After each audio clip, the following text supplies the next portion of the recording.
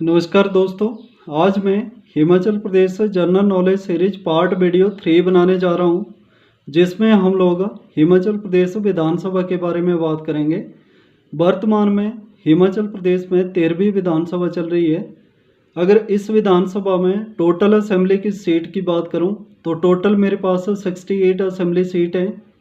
68 assembly seat में से 17 जो हैं आपकी SC कैटेगरी के लिए रिजर्व हैं और 3 जो सीटें हैं वो ST कैटेगरी के लिए रिजर्व हैं। अगर मैं हिमाचल प्रदेश में सबसे बड़े असेंबली एरिया की बात करूं तो लाहौल स्पीति को सबसे बड़ा असेंबली एरिया माना जाता है और हिमाचल प्रदेश का सबसे छोटा जो असेंबली एरिया है वो आपका शिमला है। हिमाचल प्रदेश का सबसे बड़ा जो आपका पोलिंग बूथ है वो तासी गंगा किन्नौर को माना जाता है। इससे पहले आपका लाहौल स्पीति का जो हिकिम था उसको सबसे बड़ा आपका भारत का, हिमाचल का और एशिया का पोलिंग बूथ माना जाता था। हिमाचल प्रदेश का सबसे छोटा जो पोलिंग बूथ है वो किन्नौर का पोलिंग बूथ जो है वो हिमाचल का सबसे छोटा पोलिंग बूथ है।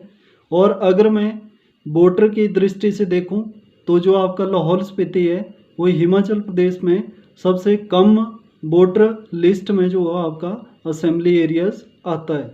अब हम लोग बात करेंगे हिमाचल प्रदेश की डिस्ट्रिक्ट वाइज में कितनी असेंबली सीट हैं और कितनी आपकी SC और ST के लिए जो है रिजर्व है।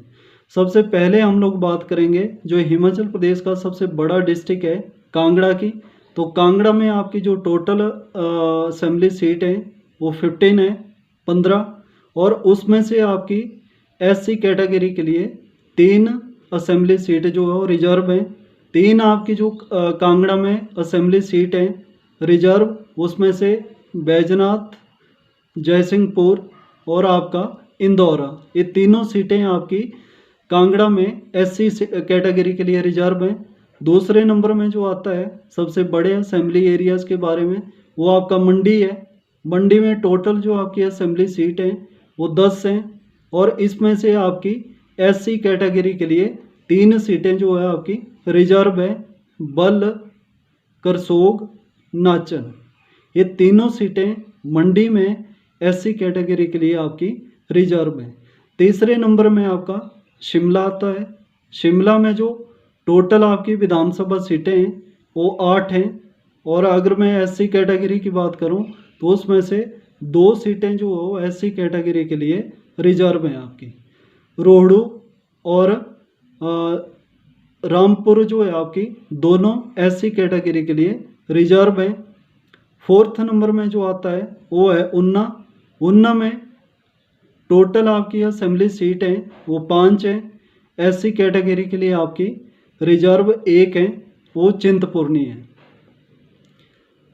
सोलन में अगर मैं बात करूं तो सोलन में आपकी टोटल जो असेंबली सीट हैं वो आपकी 5 हैं और SC कैटेगरी के लिए आपकी 2 सीट रिजर्व हैं, कसौली और सोलन।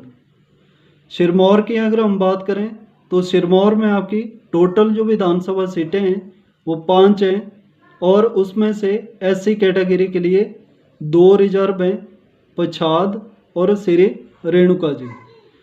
उसके बाद हम लोग बात करेंगे हमीरपुर में, जहां से आपके पूर्व मुख्यमंत्री श्री प्रेम कुमार धूमल जी और आपके वर्तमान में भारत सरकार में वित्त राज्य मंत्री श्री अनुराग ठाकुर जी आते हैं। तो हमीरपुर में आपके 5 विधानसभा सीटें हैं और उसमें से एक जो आपकी भोरंज वाली है वो SC कैटेगरी के लिए रिजर्व है। उसके बाद हम लोग बात करेंगे चंबा डिस्ट्रिक्ट की। चंबा में आपकी जो टोटल विधानसभा सीटें हैं वो 5 हैं, उसमें से आपकी SC कैटेगरी के लिए 1 और ST के लिए 1। अगर हम चंबा में SC कैटेगरी के लिए बात करें तो चुराहा जो आपका विधानसभा क्षेत्र है वो आपका SC कैटेगरी के लिए रिजर्व है और जो बरमौर विधानसभा क्षेत्र है वो आपका ST कैटेगरी के लिए रिजर्व है। उसके बाद हम लोग करेंगे बिलासपुर की। बिलासपुर में टोटल जो आपकी असेंबली सीट हैं वो 4 हैं और SC के लिए रिजर्व आपकी 1 है जो झंडुता है। उसके बाद हम लोग बात करेंगे किन्नौर ज़िले की। किन्नौर ज़िले में आपकी टोटल विधानसभा जो क्षेत्र हैं वो 4 हैं। और अगर मैं SC कैटेगरी के लिए बात करूं तो उसमें जो अन्य असेंबली सीट है वो आपकी SC कैटेगरी के लिए रिजर्व है। उसके बाद हम लोग बात करेंगे किन्नौर की। किन्नौर और लाहौल स्पीति हिमाचल प्रदेश में 2 ऐसे डिस्ट्रिक्ट हैं जो आपकी ST कैटेगरी के लिए रिजर्व हैं। किन्नौर में 1 और लाहौल स्पीति में भी 1 आपकी असेंबली सीट पड़ती है। दोनों की दोनों जो है आपकी ST कैटेगरी के लिए रिजर्व है। टोटल आपकी हिमाचल प्रदेश में जो रिजर्व कैटेगरी के लिए सीट हैं 17 आपकी SC कैटेगरी के लिए और 3 जो है आपकी ST कैटेगरी के लिए। इसमें आपके हिमाचल प्रदेश में जितने भी कॉम्पिटिटिव एग्ज़ाम हैं इस टॉपिक को लेकर हर बार जो है क्वेश्चन आपसे पूछा जाता है, चाहे कोई भी आपका हिमाचल का एग्ज़ाम हो।